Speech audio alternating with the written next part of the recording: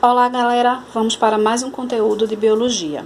Vamos falar hoje do reino fungi, com a professora Ana Paula. Vamos lá. Algumas características do reino, né? Mas o que é um fungo? O fungos ou organismos do reino fungi são organismos eucariontes. Lembra que eu falei isso no início do ano, tem um conteúdozinho de revisão de eucariontes e procariontes. Os organismos eucariontes, ele possuem, né, a carioteca e o seu material genético, ele fica protegido, não é? Eles são organismos unicelulares ou pluricelulares, possuem uma ou mais células, né? Habitam vários tipos de ambiente, como troncos de árvores, rochas, solos úmidos, paredes, né? Pão, fruta, eles gostam de ter um ambiente diversificado. São formados por filamentos, que são as hifas, né? E os mais comuns, mais encontrados, mais falados, são as leveduras, que é o fermento, aquele fermento que faz o pão, fermento biológico, bolores, mofos, cogumelos, que é aquele comestível que a gente come, o champignon, e orelha de pau, né? Os fungos também possuem uma parede celular, que é uma parede rígida que está presente na carapaça dos insetos. Eles possuem também micélios e hifas. O que são isso, né? As hifas, elas são tubos ou filamentos que constituem o fungos, e aí elas entrelaçam. Quando elas adentram o solo, elas entrelaçam e formam uma rede. Essa rede de hifas entrelaçadas é chamada de micélio. As hifas são filamentos, né? Eu acabei de falar que são filamentos, que dentro desses filamentos contém o material genético, toda a informação do fungo, né? Diferente dos organismos eucariontes e procariontes, que o material genético está dentro do organismo mesmo, né? Está solto dentro do organismo, está disperso, né, no organismo. Eles são organismos heterotróficos por absorção. O que é isso? Organismo heterotrófico, falei também nisso, heterotrófico e autotrófico, né? Heterotrófico porque eles precisam de uma fonte para se alimentar, eles não produzem seu próprio alimento. Os organismos que produzem seu próprio alimento são os autotróficos. Os heterotróficos, eles precisam de uma fonte para conseguir se alimentar. E os fungos, ele retira essa fonte do meio, ele absorve essas fontes do meio, certo? Do meio ambiente, do meio onde eles vivem. E só enfatizando aqui, os fungos, eles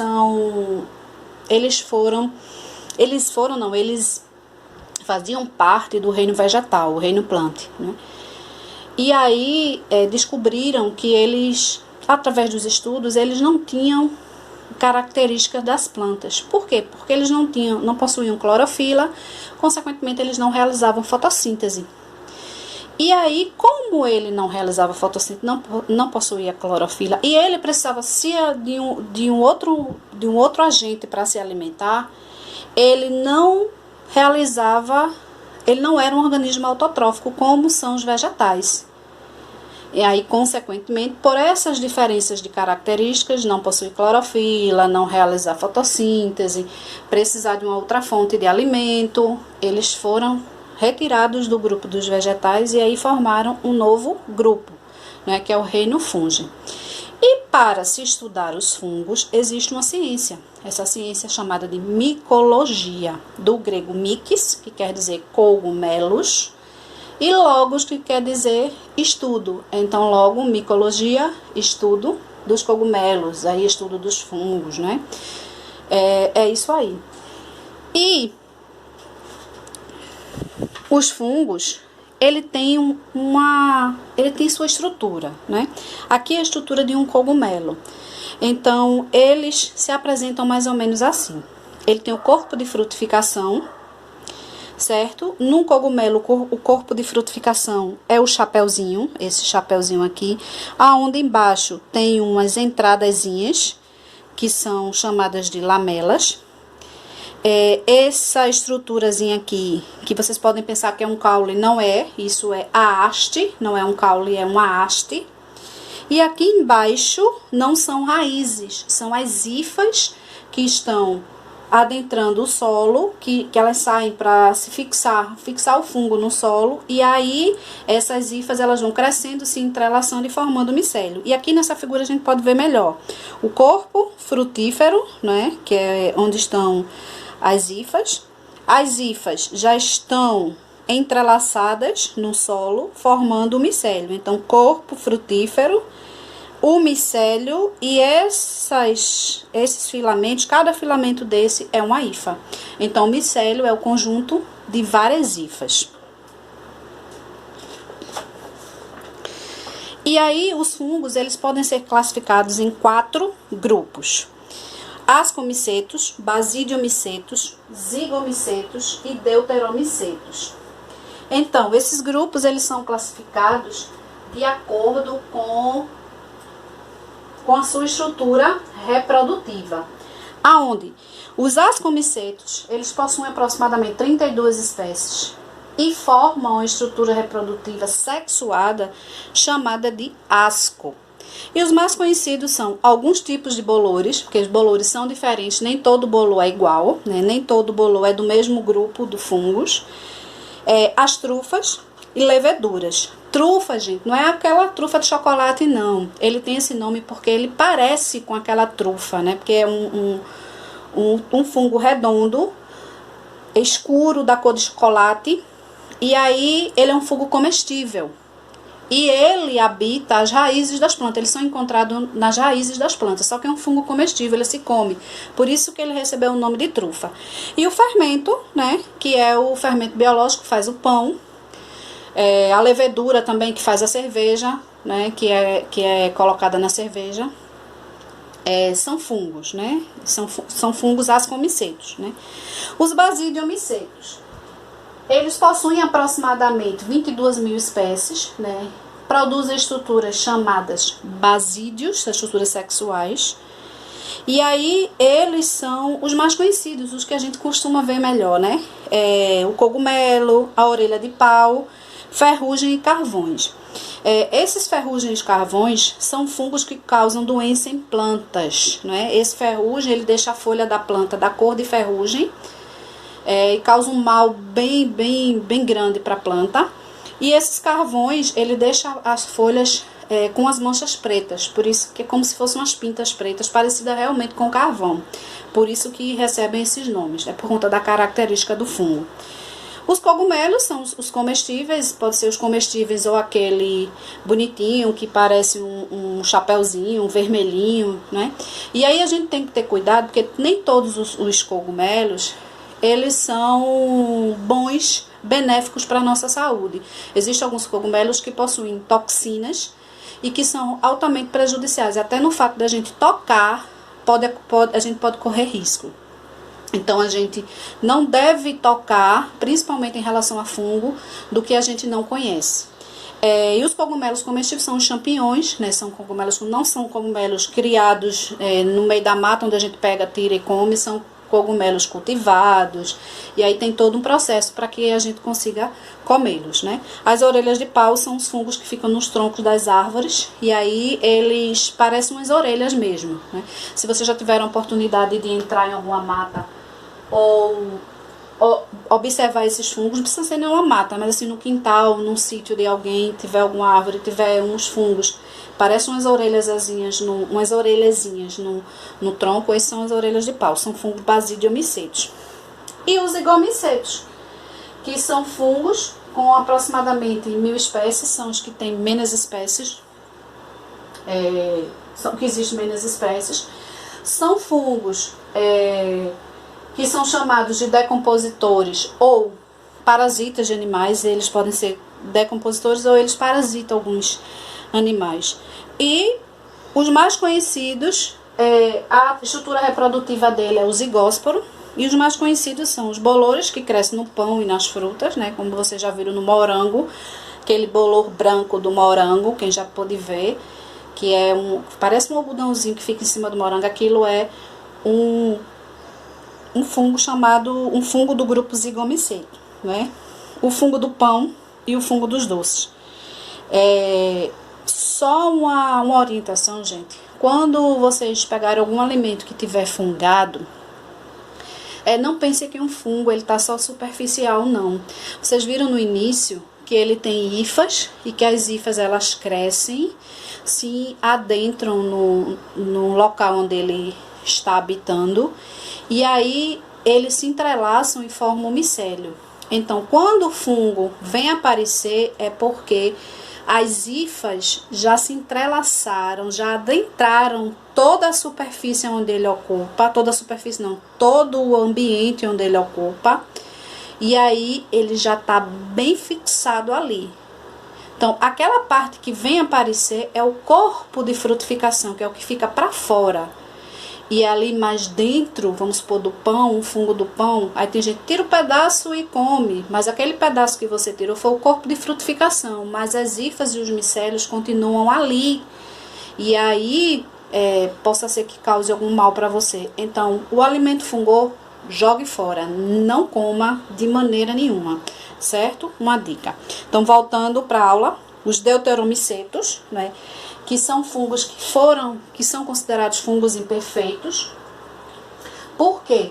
Porque esses fungos, eles não se enquadram nos grupos citados, porque eles não possuem uma estrutura reprodutiva. Ou não se é conhecida ainda essa estrutura reprodutiva, ou se perdeu ao longo do processo evolutivo deste fungo. De um modo geral, eles se reproduzem assexuadamente, não sexuadamente, certo? Então, por isso que ele é um grupo que ele é meio separado dos outros, porque ele não tem estrutura reprodutiva. E aí, só que ele é um grupo importante, porque dentro deste grupo existe o fungo penicillium, que é o fungo que deu origem à penicilina. A penicilina é feita através desse fungo, certo? Então, ele é um fungo de extrema importância. Existe um outro deuteromiceto, que é um fungo que habita animais, né, parasita animais, e aí ele pode causar algumas doenças. E a cândida, que é um fungo que é mais conhecido, que é uma doença que é sexualmente transmissível, e ela pode também dar na boca, causando, às vezes, a língua ficar branca. Esse é um tipo de fungo, né? É um fungo sexualmente transmissível. E aí, fechamos esses 4 grupos, né? A classificação dos fungos. E aí, vamos para a reprodução. Os fungos, eles se reproduzem de 2 formas: assexuada e sexuada.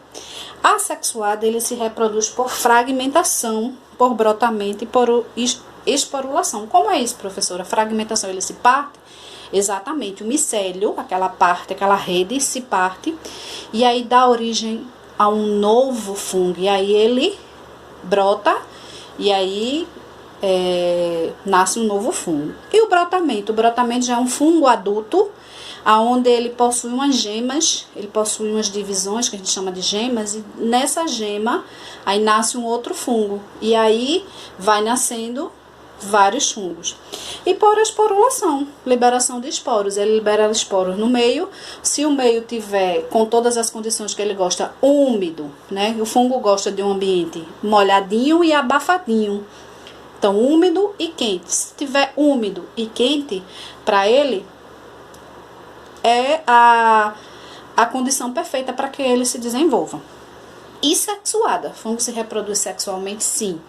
Não é por gametas, é por troca de material genético. Tipo, as hifas não levam o material genético, o RNA ou o DNA.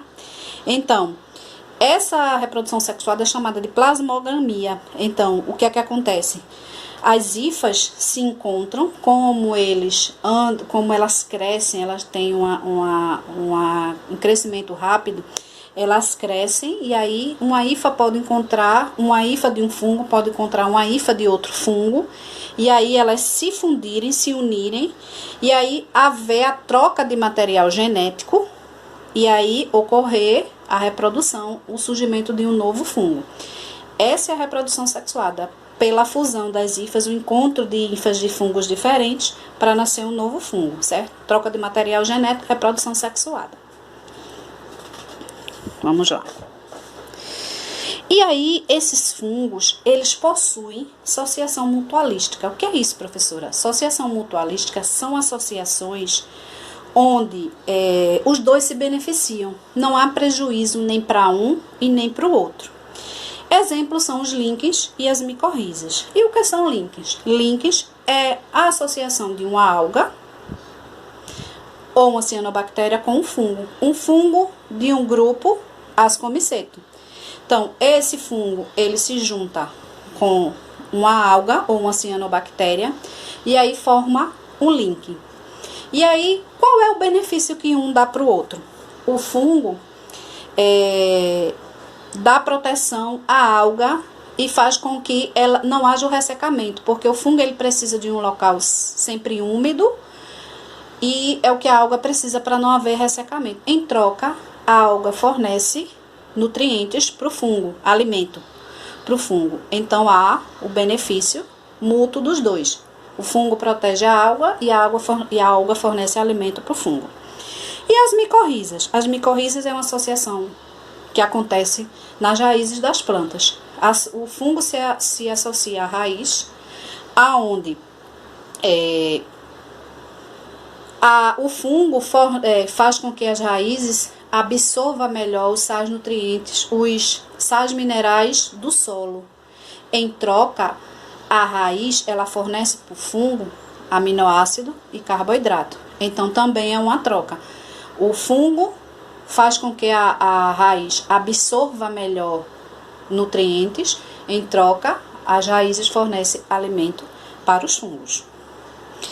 E aí, as doenças causadas por fungos, né? Os fungos, eles podem causar doenças em nós seres humanos, em animais e em plantas, né?